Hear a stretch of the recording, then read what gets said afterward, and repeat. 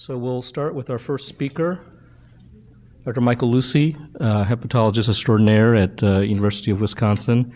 I think those in liver disease, he needs no introduction, but he will be giving our first talk. Thank you very much, Alex. Thank you for the invitation. So I was given this title, Liver Disease of Unclear Etiology, What to Do Next?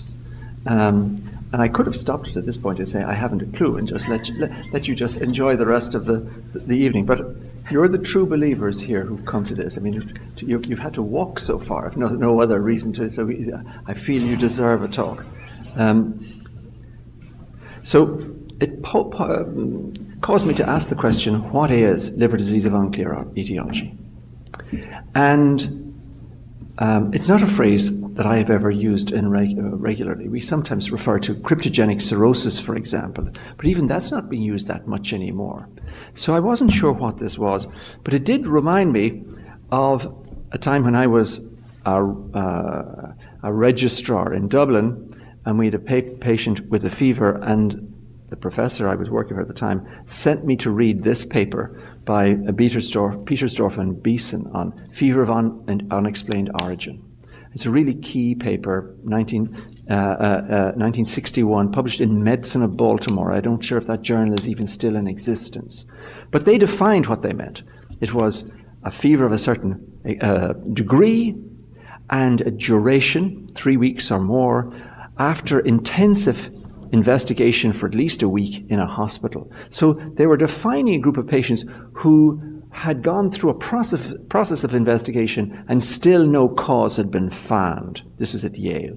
And so this paper has been reiterated several times during the interval of when HIV was such a prominent infection. It changed the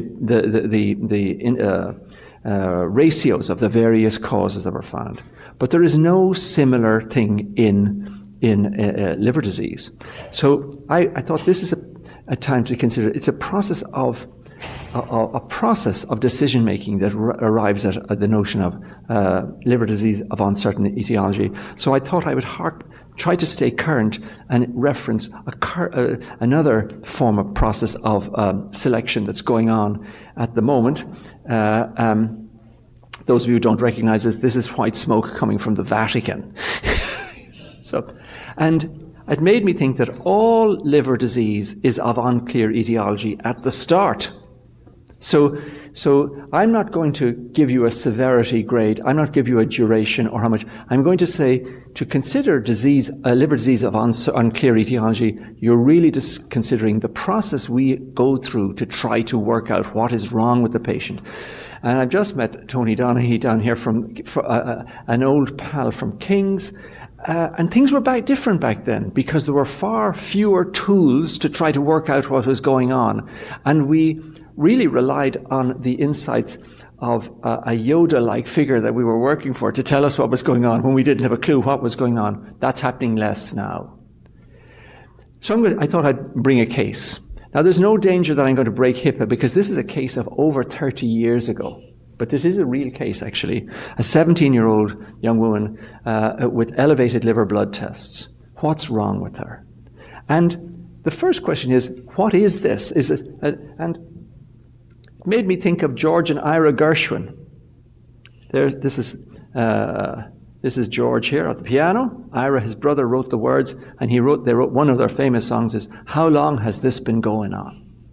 And so the same it could be asked about the patient who's presenting now with abnormal liver tests. How long has it been going on? That question can recur throughout your assessment of patients.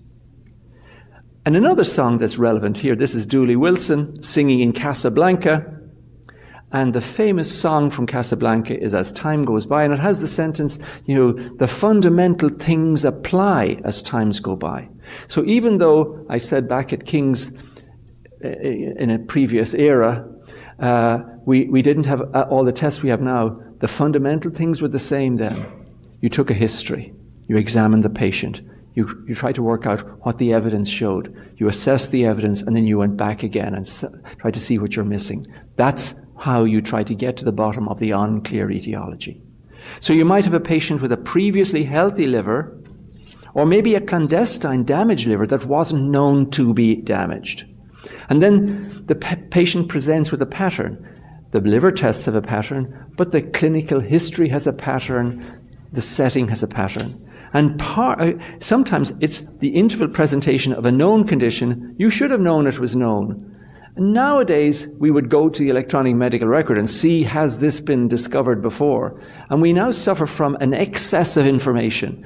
The Epic Corporation of Verona, Wisconsin, has collated the data for us, but it's so much of it. It's easy to miss the test that was done 5 years ago or 10 years ago that showed this patient with ulcerative colitis really had PSC at the same time, for example. It's easy to miss the evidence that a person had early signs of portal hypertension, but we didn't notice it. So an interval presentation of a condition that's known or should be known. And then there are all these associations that you pull into your assessment: medication, street drugs, alcohol, family history. And then we have what people like to call liver function tests. So we're all taken now into the confraternity of hepatology here. And one of the ways we distinguish ourselves from the rest is we don't say liver function tests, because we're above that. We know that these are tests that have a purpose. So there are some of products of tissue injury, some as failure of synthesis, the derangements of bilirubin formation. I mean, every couple of weeks I get asked to give an opinion about a patient who actually has Gilbert syndrome. If only they looked to see whether the bilirubin was unconjugated, they wouldn't know. However, it's such an easy answer, and you can feel so superior after it. So why should we get rid of it, and then there are asymmetric tests. And I've listed some here, and I don't need to list them all to you. You know these here. But I want to know that, the list of asymmetric tests, is here. But I want to, yes, I did want to, I wanted to highlight PEth, because that's a new test. But it's really been very, very invaluable. Whole blood phosphatidylethanol, because it gives you a corroboration of your history. So that's another part of what happens here, is an integration between information from one place with information with another. And this is a test where you really need to have warned your patient that you're going to do it, because you're going to find out whether or not they've had alcohol in the last 21 to 28 days. And there's a very nice paper, I think it's in Liver Transplantation, by Scott Winder. We've written an editorial on it, on how to talk to patients when there's a discordant response to the PEth positive result. How do you talk to the patient who says, well, I haven't had any alcohol? So. And then we've got diagnostic tests. And, this is not a complete list. I mean, the sharp-eyed among you will see that I left out leptospira antibodies. So there's always another test. Many years ago in Dublin, the professor of medicine told me the consultant only has two rules: a diagnosis that hasn't been mentioned and a test that hasn't been done. But in liver disease, there's always a test that hasn't been done. But you're meant to be integrating this and pulling this together.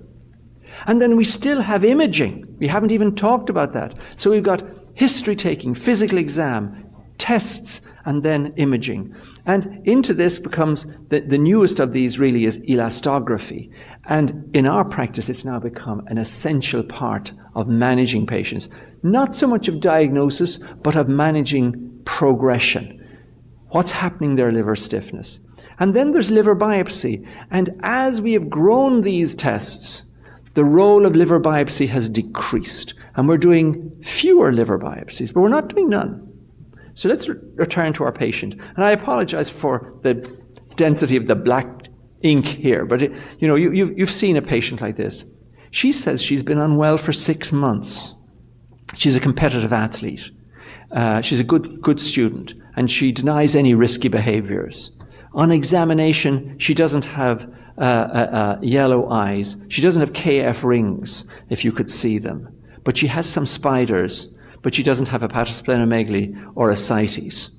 And then she has her tests, and the pattern is interesting here, because her ALT is not low, which might be the case if she were drinking. But her albumin is low. and her alk phos is normal. And I was at one point writing questions for the transplant hepatology boards, and the group we got a message from our overseers: no more questions about Wilson's disease, because it's so easy to set the pattern. And you put the alkaline phosphatase at 60, and you give them a little hemolysis, and then you say, what is the next test? But she doesn't have that. She has been amenorrheic for 15 months. So this is an asynchronous part of the story, but very relevant. There are lots of reasons to have no periods in a 17-year-old. And in her case, it was thought that her training for cross-country was the reason she was very slender and thin, but we now think it may be matched into the fact that she's got liver disease. And she's got an elevated total protein with a low albumin. So she's got hypergammaglobulinemia. Now, you're not going to hang your diagnosis on something as slender as that, but it all feeds into your process of making this decision about what's going on. And so finally, we come to diagnostic tests. The negatives are as important as the positives. She doesn't have viral hepatitis. She's been vaccinated against hepatitis B, but not against hepatitis A. She has a normal ceruloplasmin. She has positive autoantibodies. And here, a liver biopsy is valuable. So this young woman is presenting with what is a relatively extended presentation of autoimmune hepatitis. And we treated her with the standard treatments we used at the time. Her periods returned. She then went to college. For a number of years, she corresponded with me, and then we just drifted apart. And so I am not sure what's happened to her since. She's now, well into middle age. So that's a case. So you're the person who has to have the insight, the interest. You're thinking about these things. You have to keep your sense of wonder. What's going on? So I needed a picture of somebody with a sense of wonder. So here's my picture. This is my granddaughter. She's now 11, but when she was 2, this is how she approached a frog. It's what could this be? As you can see, the frog is ignoring her, which is it doesn't have a sense of wonder. So don't be the frog, but you've got to have the sense of wonder. So a second case, and then I'll finish. So this is a 51-year-old man who presents to his family doctor because he's impotent. And then he has some routine blood tests, and they show that he's got elevated liver chemistries. And then they take the history. We're doing the process. His father had cirrhosis and diabetes. He works as a vintner. He works in the alcohol trade. And he agrees that he was a heavy drinker in the past, but 3 years ago he was convicted of driving under the influence, and he has cut down since then. Cutting down is a great phrase in Wisconsin. People are cutting down all the time. He agrees he had some IV drugs in his teens. He experimented, but he's never had jaundice. Now, you need a better account of his alcohol. He has given you his alcohol, but if you don't get a better alcohol history, that's all you've got. And so I want you to get the audit C questions. And you can get an EPIC. We'll actually just have your MA ask this. And this is happening in many places where it's now another vital sign almost. But you can see he answers full marks for everything. He's drinking alcohol 4 more times a week. He often has 10 or more a day, and he agrees to daily having 6 more a day. So he has got alcohol use disorder. Well, now it's over. He's got abnormal liver tests. He's impotent, and he's got alcohol use disorder. He's got alcohol-related liver disease. Next patient. My point is that that's not the point to stop. You're still gathering information and processing. So you examine him, and he says, yes, he is a snorer. I've learned some phrases here, and one of the things you say, what would your bed partner say? That's the phrase to use if you're looking for phraseology. So his bed partner confirms that he snores, and he's got a spider. He's high BMI. He's got elevated blood pressure. So he's got metabolic syndrome. So now he's got alcohol use disorder and metabolic syndrome. So he's got a palpable spleen. And this is where being a physician trained at the liver unit at King's College Hospital comes out, because we can still feel spleens. It's a dying art. I know I'm sounding like a bit like Methuselah here, but it is a dying art. When I see the residents or fellows kneading a patient's abdomen as if they were preparing a pizza, it just, I stagger back and try to hold my tongue because I don't want to be reported. But he has a palpable spleen. And these are the tests. And this horrible slide is informative because one of the problems here is how do you live with all this data? Now, we think AI is going to take care of it, and it may help. But at the moment, you're the person who's got to take care of it. And look at everything that's going on here, So he's turns out to be positive for hepatitis C. This was the experimentation in the past. We've already given him alcohol use disorder and metabolic syndrome, and now he's got hepatitis C. The platelet count confirms the portal hypertension. His MEL score is 23. This man is now in a range where he would be considered for liver transplantation in some circumstances. His whole blood PET, as I said, is a key test, shows that he has been drinking in the last 21 days. So he now needs to make this change in his life. You're the one who's going to talk to him about this. I don't know if I highlighted this, but he's a heterozygote for hemochromatosis. I get loads of questions about that. We'll see what we do about that. And then we have these imaging studies and other studies. So his fibroscan is elevated. It has to be interpreted in context because of the positive PET. Some of this could be due just to his recent exposure to alcohol and inflammation therefrom. His CAP score indicates that he's got fat in his liver. And his ultrasound does as well. And his CT scan. Now, for those of you from outside the United States, you might be surprised at this smorgasbord of imaging. Couldn't you just do one? No. We could also have an MRI in here, maybe even a PET scan, another CAT scan. There is no end to it, actually. But you either battle it all the way or you just give in. And so he's got a CT scan, a regular edge, but no hypervascular masses. And then we do an EGD, and this is what we see. So now I'm going to summarize this case, and then I'm going to finish. He's got IVDA-associated chronic hepatitis for at least 30 years. He's got an untreated alcohol use disorder. Sorry about if I had more preparation, I'd have taken away the animation. He's heterozygous for HFE, metabolic syndrome, cirrhosis secondary to hepatitis C, alcohol and MASH, and he's got clinically significant portal hypertension, liver failure, and no evidence of HCC. So the idea of the unclear etiology now needs to be changed. It's not just unclear etiology. It's have you considered every etiology that can occur in the same patient? Because if you focus just on the idea that there's an etiology, when I get that, that's what I'm going to. You're going to miss more than you find. And even though this doesn't fulfill Occam's razor, William of Ockham was a long time ago. If he was around here today, he'd say, I'm not using the razor anymore. So how does this work out? Well, how do we respond to this? We're going to give him direct-acting antivirals for his hepatitis C. And we're going to try to give him individualized treatment for his alcohol use disorder. He really needs to stop drinking. Abstinence is the only healthy approach for him. And we're not going to do anything about the HFE and about the metabolic syndrome. Monitor, improve with weight loss. Whether or not he will be a candidate who could get a GLP-1 agonist, for example, we don't have the data yet. We don't know whether they are safe and appropriate in a person with his degree of injury, but it's in the future, perhaps. And he needs hypertension, but does he need treatment yet? With abstinence, his blood pressure might go back down again. So you're going to wait a little bit for that and see can he manage that. And he needs gradual weight loss, and that might bring in the GLP-1 agonists as well, or other things. You're going to check for OSA, a sleep study. You're going to give him this diagnosis, and then you're going to put him on carvedilol, and you're going to say, well, he's got a transplantable level of MELD, but we're not going to send him for evaluation. There's too much going on here. We're going to try to sort it out, and he might get better.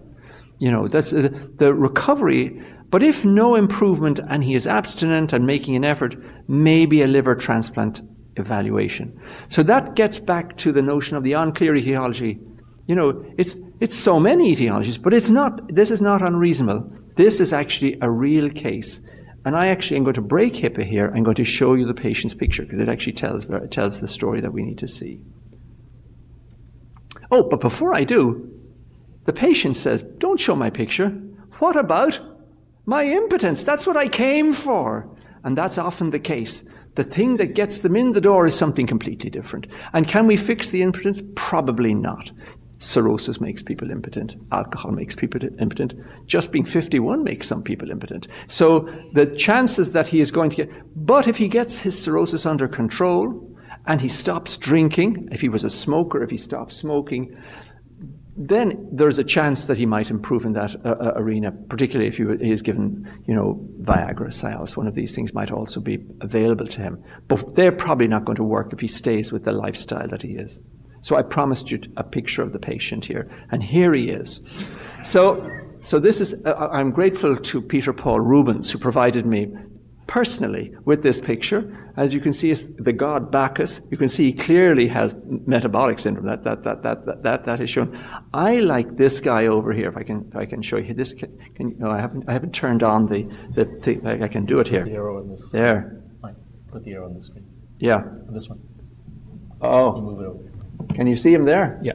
See, maybe you can't see it, but he's peeing. So this is meant to show you the diuretic effect of alcohol. That's how I interpret it anyway. So I want to leave you with some wooden pearls. Apologize for those, but that's what we have here. So one is all liver disease starts with an unknown etiology, and many have many etiologies. Secondly, how long has this been going on is a very good question, and you should keep that as part of your plan. The third is the fundamental things apply. So don't forget history taking and physical exam. And they also improve your capacity to establish a relationship with the patient, which is what when AI becomes the most profound part of medicine, that's what we have that's not AI. That we know the patient knows us, and we can actually have some genuine empathy. And that you edit the information and determine what tests are best. That's what you're going to do. And finally, love your local hepatologist, because with a patient as complicated as this, the family doctor is not going to look after him. A nurse practitioner, physician assistant in a community practice is not going to look after him. They're going to take over some part. They may be the people who look after hypertension if that continues. But the liver part needs a referral to a hepatologist. So finally, I want to leave you with a picture of Madison, Wisconsin in the spring. This is the Memorial Union looking out over Lake Mendota. It's a place where students and faculty gather together for some healthy entertainment, occasionally accompanied by alcohol. So thank you very much.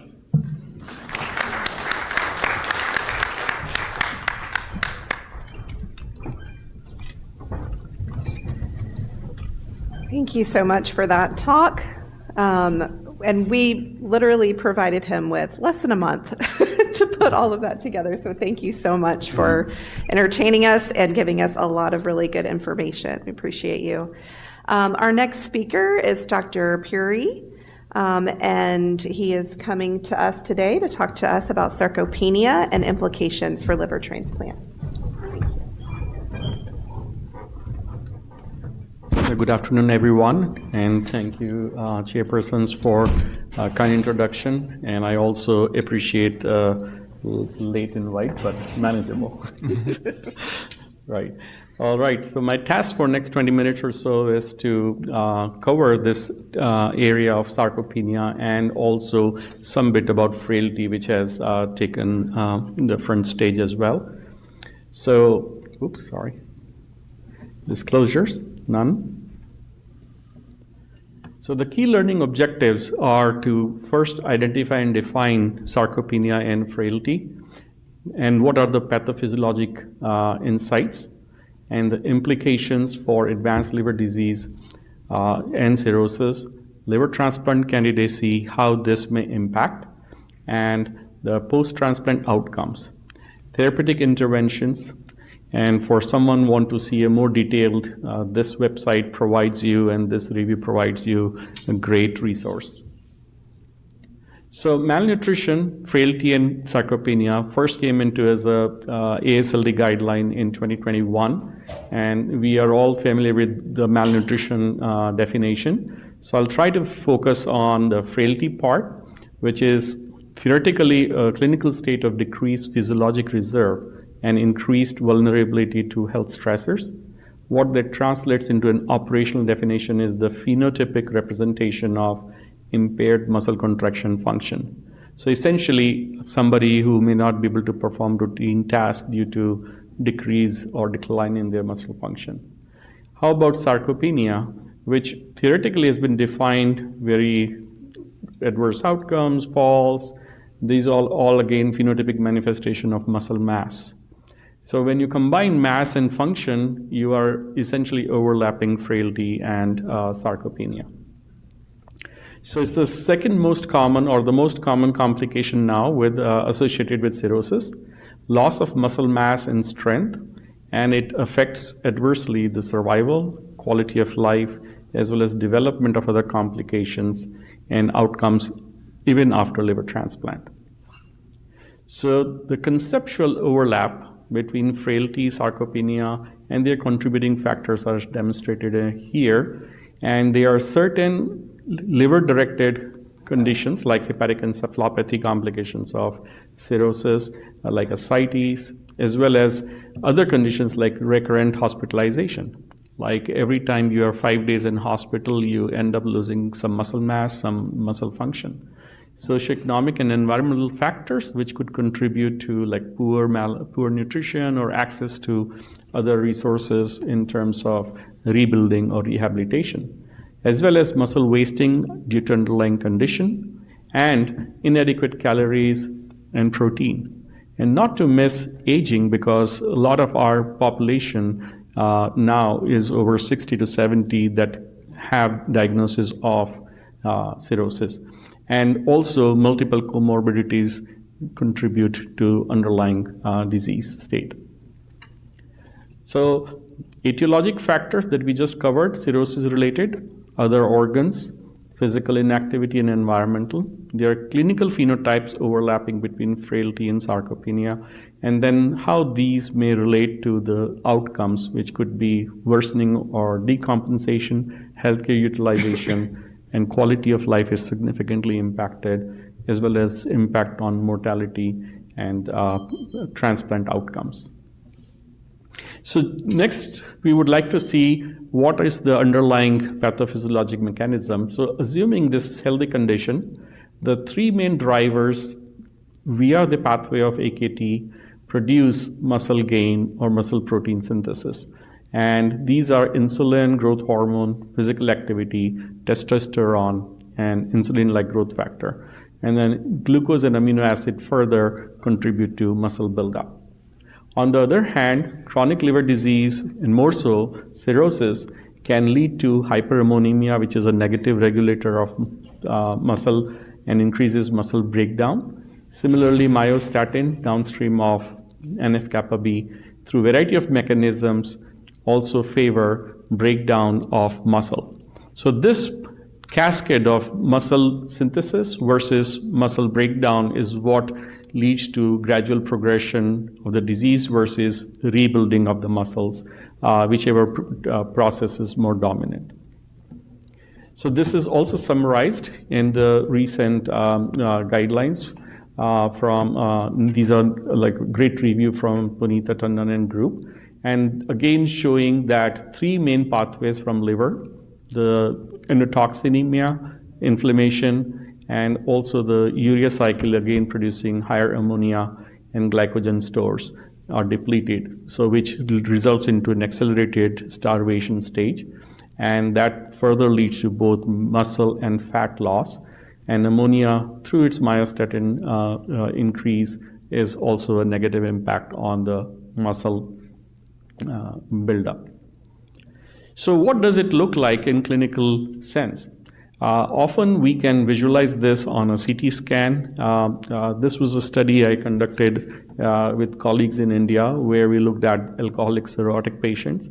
And as compared to the normal liver transplant donor, If you see the image D, there is both loss of fat and muscle, which is represented in red, and you're seeing visceral fat as blue, and the subcutaneous fat is all green. So there's a profound muscle and fat loss as the disease stage, child class C, progresses.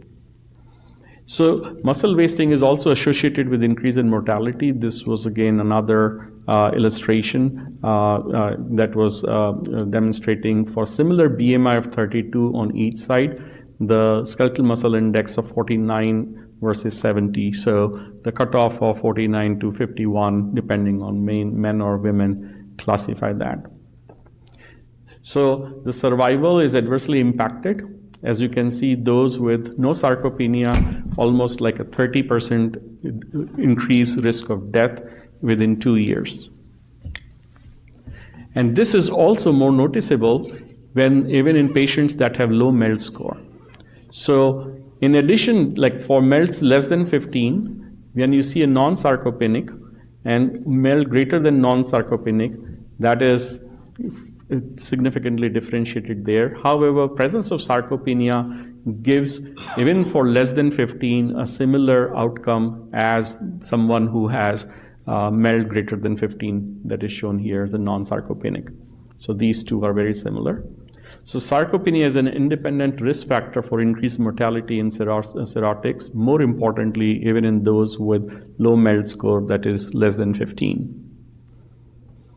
Now, what is the overall effect? So this is an excellent meta-analysis that results and then will give you a good detail, but I try to highlight two factors here.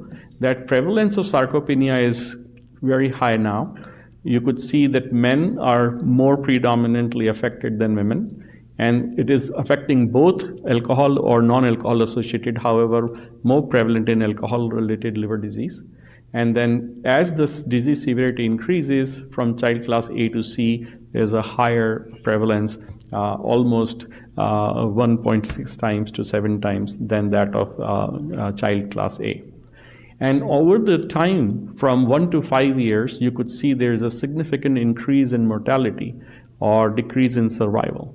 So the blue lights are for the non-sarcopenic. So compared to that, from 76%, this goes down to 45%. So nearly 30% people are increasingly dying within 5 years relative to 20% on those that do not have sarcopenia, but these are all cirrhotics. And this meta-analysis further showed that regardless of how you study, depending on the different methodologies for sarcopenia, everything looked favoring that survival is better in patients that do not have sarcopenia, and then higher muscle mass through the studies performed, because some have used DEXA scan, some have used CT scan, so that's why these are distributed differently, and then favors high muscle mass is a good survival. So what are the impact on liver transplant candidacy? So liver frailty index will give us a new measure. I think all of you are familiar with, so I wouldn't go in details, but 3 key components are grip strength, the time chair stand, and the balance testing. And through this particular formula, which is now available online that you can access and use for your patient decision making, provides you the liver frailty index. They originally defined that as lower the index, more robust, higher the index, more frail. And it does have impact on survival. So when you compare for MELD sodium of 14 and robust, you see the best survival. For MELD 14 and frail, you can start seeing the decline in their survival by almost about 10% over the next 1 year. And similarly for high MELD robust, which is similar to the low MELD frail, and then high MELD, both like 23 with frailty has the worst outcome in 1 year, about 30% of these patients are dying. So clearly, these are indicating adverse outcome in patient population with cirrhosis. They further looked at how frailty significantly increases the waitlist mortality, and frail is in the black, and the gray ones are non-frail. So even if they don't have decompensation features like ascites and hepatic encephalopathy, it is almost double the risk of dying in those that are frail compared to non-frail. And this continues to incrementally increase with presence of ascites, even without ascites, but with HE. No HE versus HE, you could see there's also a significant gain or incremental increase in their risk of dying. But when both ascites and hepatic encephalopathy are present, which most of our transplant patients have, you can see there's nearly 40% chance of dying within 1 year.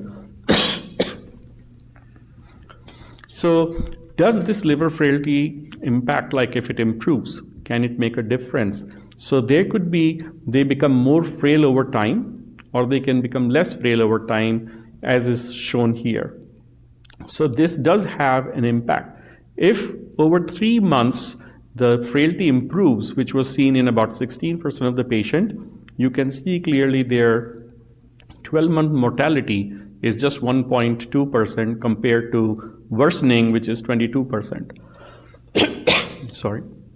So that is about 20% or 20 times greater risk of dying if your frailty gets worse in 3 years. So clearly we have a tool that is available to evaluate these patients, monitor these patients, and try to give an opportunity to intervene. And these are similar mortality plots shown here.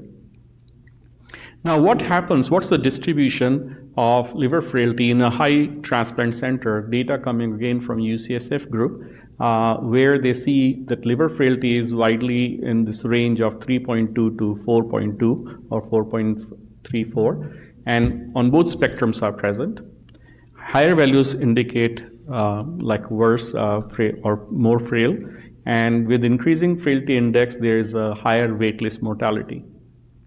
Now, what happens? Like current transplant listing criteria relate to MELD score, but if you add liver frailty index to the MELD score, which at that time was MELD sodium, there is a greater prediction of waitlist mortality compared to the MELD sodium. So giving that in the background that worsening frailty certainly has a 20-fold increase in risk of death at 3 months, and using that in the MELD calculation or with MELD calculation can prioritize. So there's this an active area of interest for folks in this space to try to see in transplant allocation how this can be leveraged.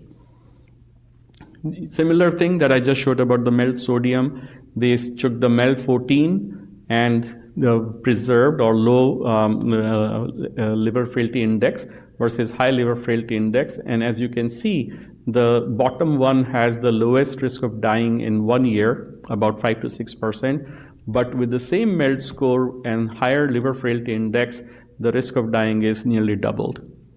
Same applies for those that are at high MELD with low liver frailty index and the high liver frailty index. That highest rate is also doubled. So what are our choices and options for therapeutic interventions?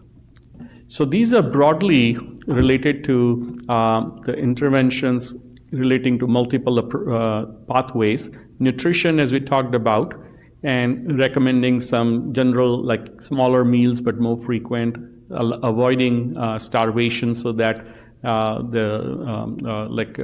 avoiding fasting so that they do not go into a stage of accelerated starvation, and then supporting the good caloric and branched amino acid to protect or minimize muscle loss, and permissible exercise regime as some resistance training and endurance training as tolerable and as guided based on the severity of portal hypertension under a supervised exercise program.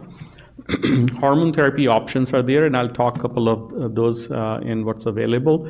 There are some promising myostatin inhibitors. However, they have not yet been fully explored, but people are developing interventions around that.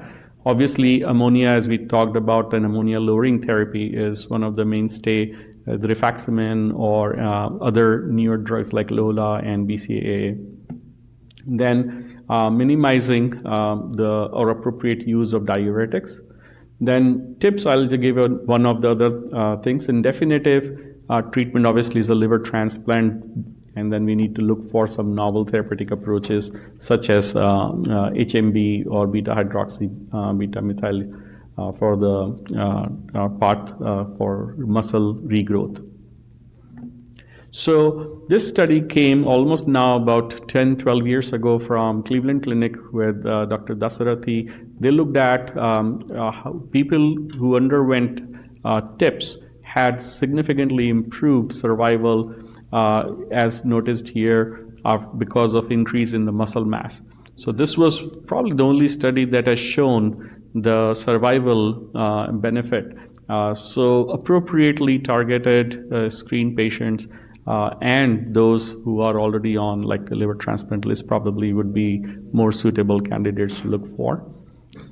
Now this study came around almost 10 years ago, where they looked at the testosterone therapy and they demonstrated that it does increase muscle mass in men with cirrhosis, but they also have low testosterone. And so this came from, I think, New Zealand, where they used a testosterone therapy, and they do demonstrate increase in the lean muscle mass, appendicular lean muscle mass, over the 12-month period of nearly by 25 to 28, 27%. So, but this did not demonstrate any other significant advantage except gain in muscle, at least a proof of concept that testosterone is something that can be done. Just hot off the press, still in press right now, Elliot Tepper used a very different approach. Instead of doing the trial per se, they developed what is called the target trial emulation, which is a novel analytic approach to assess the impact of interventions using observational data. And when they looked at those patients, those that were found to have a testosterone use versus no use, close to about 3,700 patients. And they showed that it did show like probably survival benefit or transplant, as well as any decompensation event. HE hospitalization was not significantly affected, but ascites was requiring paracentesis was significantly improved. So this approach can at least give us a direction in the absence of actual trial candidacy, and they found it to be safe based on the study. But very promising study just came with an oral androgen receptor, oral LPCN 1148 at our site. Dr. Sanyal is the lead PI. That this particular compound improves sarcopenia and hepatic encephalopathy as the benefit that was not seen in that target trial with cirrhosis, and it's a phase 2 randomized placebo-controlled trial. It's just a small 29-patient study, but still very nice results to suggest that depending whatever etiology, the population with sarcopenia and cirrhosis and waiting for liver transplant, their skeletal muscle mass index significantly improved compared to those that were on placebo. And they also found that compared to placebo, the recurrent HE was significantly lower. So another area in space to look for. So in pre-transplant factors, some of the post-transplant, after transplant also we need to be careful about. And so some of these things need to be supported and managed. Most transplant programs have that, but where patients continue, they may, if they are not properly cared for, then they could continue to recur with muscle loss or sarcopenia. And then these are some of the reasons what can happen, like post-operative infection, post-operative critical unit admissions. So this is an overview of what is current direction, like treatment of portal hypertension that we talked about, tips we talked about, nutrition that we talked about, the branched-chain amino acid, HMB, L-carnitine, or hyperammonemia treatment to be addressed. How to upregulation of myostatin can be decreased through the newer therapies that are still in myostatin. Antibodies are there. Testosterone, we just saw that. So growth hormone study from India looked at, and they found it to be beneficial. So areas are promising, and I think in this space may give us some advantage, and liver frailty score could be utilized in evaluating response too. So the key take-home messages from sarcopenia and frailty in cirrhosis is that sarcopenia, and they are both robust predictors of wide spectrum of outcomes in adults with cirrhosis, and these include mortality both before and after liver transplant, hepatic decompensation, reduced quality of life, increased risk of infections, and prolonged hospitalization. Thank you for your attention.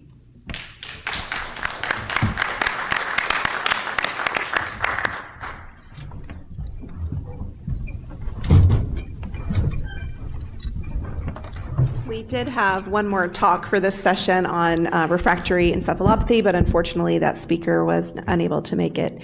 So with that, if you have any questions for our panel, now is the time. You're more than welcome to come up to the microphone there, or put your question in the app if you have any questions, and we'll be happy to bring that along for to answer. I have a question about how to manage sarcopenia in terms of dietary modification. You mentioned that they might have gastroparesis, they might have problem with appetite.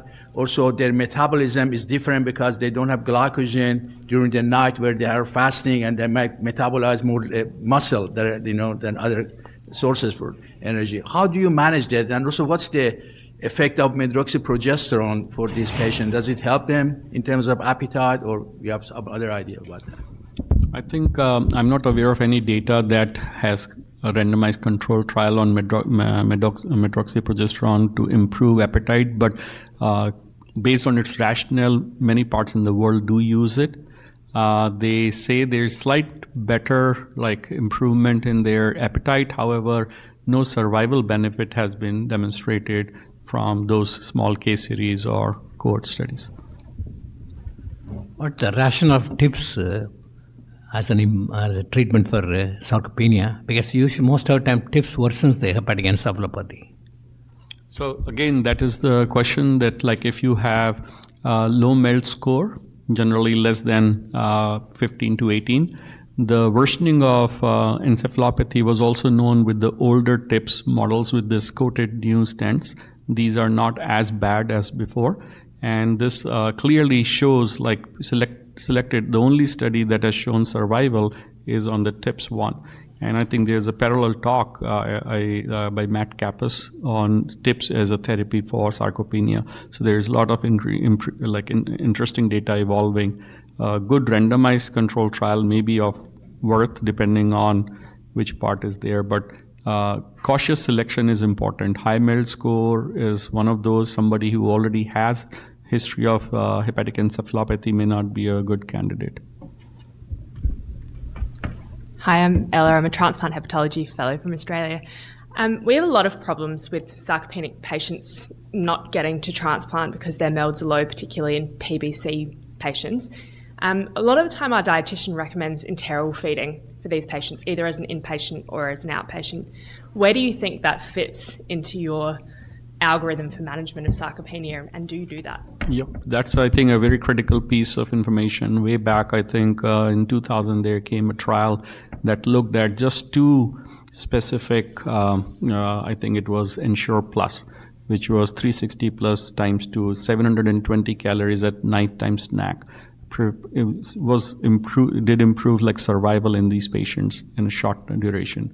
And so since then, that whole idea of coming, I think it was 2008 from Austria that came as a trial. Do you remember the author? No, yeah. So, and that particularly showed, that was the only trial that enteral feeding over late night or late evening snack kind of a thing worked out to be favorable. And that's where the guidelines have since used that as an option. I'd like to ask Dr. Lucy a question. So, in the difficult to diagnose patient, in my practice, a common scenario that happens over and over is referral for fluctuating aminotransferases. And you do the entire workup, and it's all negative. You might have a positive, NA or smooth muscle. But when do you pull the trigger to perform a liver biopsy? Because in my experience, it always sort of comes down to autoimmune hepatitis, yes or no. Yes. You know, when do you biopsy? Well, I think this is an answer that has changed relatively recently. 10 years ago, the biopsy was sort of an act of desperation. You hadn't got an answer for the patient, and your desperation was often no different after the biopsy. You still didn't have an answer. You just had an equivocal biopsy report, but at least you'd done everything. Now I think FibroScan or vibration-controlled transient elastography has really made a difference here. Because if you know that the patient has, and other methodologies as well, if you have access to it, MRE is even more accurate.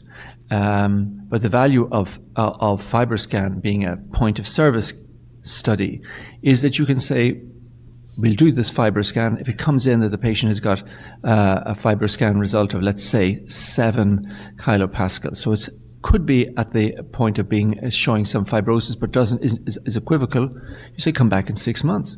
We'll repeat it again.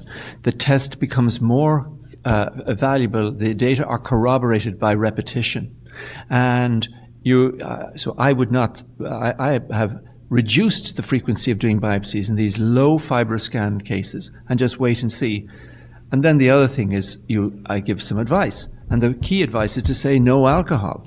So you want to have as clean a healthy liver as you can get if the patients will follow your advice. And you can find out whether they're following your advice, at least in the previous 21 days, by doing a PEth test when they come back in 6 months. So that's how I'm approaching it. It's different from if you had asked me that question 5 years ago, that would be a different answer. So that's a great point, and I totally agree with all the points made. The important thing that I also notice is that category of people, as Dr. Lucy pointed out, who they have very little.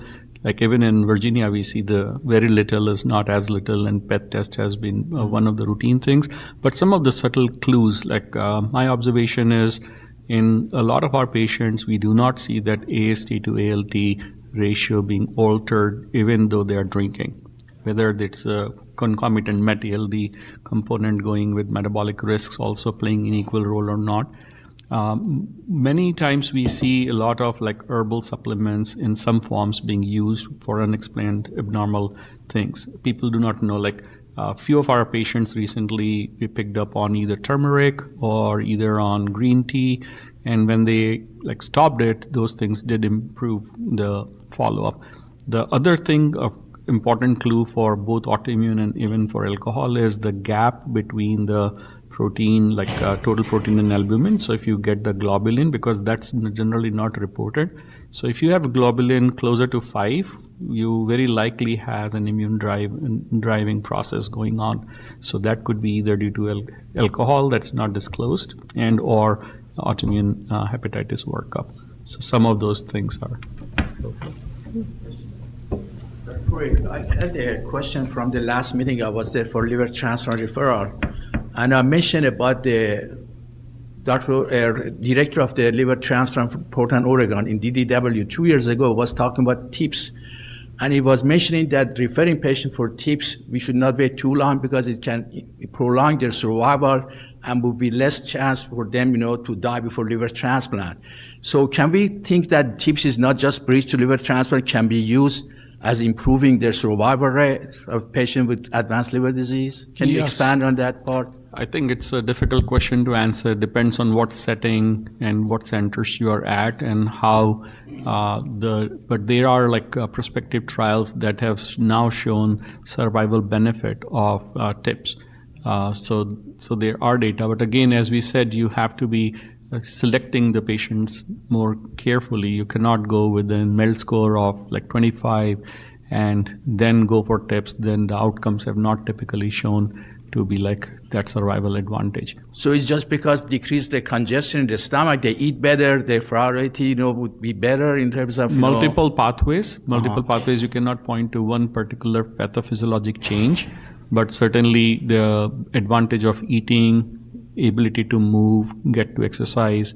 So diet, nutrition part becomes important, as well as like minimizing the cardiac burden too. Yeah. Dr. Lucy, one of our nurses in the hospital had elevation of liver enzyme about 700 to 800, and she has no drug problem, no problem with the high-risk behavior. So we did all the tests, water hepatitis, and looking at the family history, everything came back negative in terms of testing. ANA came back a little bit more elevated, so we had to do liver biopsy. It was just focal hepatitis, no sign of autoimmune liver disease. And finally, we asked this person to avoid high-energy beverages, and that helped. What is relationship between these two? Well, I think that's a frustrating case. And so it's a question of how well you can live with frustration. You know, you haven't got a real answer yet. But if you're doing this a long time, and I suspect you have been doing it a long time, like myself, if you can continue with that patient, that may eventually clarify. The likelihood is that actually still is autoimmune hepatitis. And you can, that the patient will declare the reason why you haven't got the diagnosis is because the biopsy didn't confirm it for you. And so you just wait, and you may end up biopsying the patient again. And this is where FibroScan is a useful thing. If you see that their liver fibrosis, their liver stiffness is rising despite you're doing nothing, then you'll biopsy the patient again. And it's quite likely, nothing is guaranteed in this, but it's quite likely that you'll get your diagnosis the second time around. And then you'll put her on anti-inflammatories and immunosuppressants. Dr. Puri, a question for you. So, you know, MELD keeps evolving. You know, we MELD sodium, and then, now we're at MELD 3.0. In every iteration is a little bit more prediction. But, you know, you've shown pretty convincing data that frailty, sarcopenia increase waitlist mortality. So 2 questions. You know, do you feel that frailty should be a factor that prioritizes patients for transplant? And then the flip side of that is, when are they too sick for transplant? Mm-hmm. I think it's a great question. If they are too frail, like old dictum for most transplant surgeons is that if they cannot walk to this distance, cannot come to our clinic, then probably they are not the suitable candidates, because the post-transplant recovery could be a significant factor in their morbidity and very unlikely mortality, but for short-term duration. So, but on the same note, if they have low MELD score and frail in that index, not greater than 5, then certainly that could be a candidate who may benefit from transplant and a living donor. So there are some protocols that people are considering with low MELD score, with high frailty, because a living donor option is available. So the MELD prioritization is unfortunately not yet there. I think LFI is replacing the surgical eyeball test, right? For years, that's the test that we relied on. This is showing very robust data, just not here, but worldwide. Like I was there at a conference in India. They showed some very tremendous data regarding transplant waitlisted patient, and they are doing a very robust rehabilitation program with exercise, nutrition, and testosterone. So they showed some data in ASLD also, but I have not seen the paper yet. How often are you using testosterone for both female and male patients with sarcopenia? So our practice is mostly men, like 90% men at the Veterans Affairs, but we have a men's health expert. People with low free testosterone, we refer it to him, and I have not seen any high intake by him for putting them on testosterone.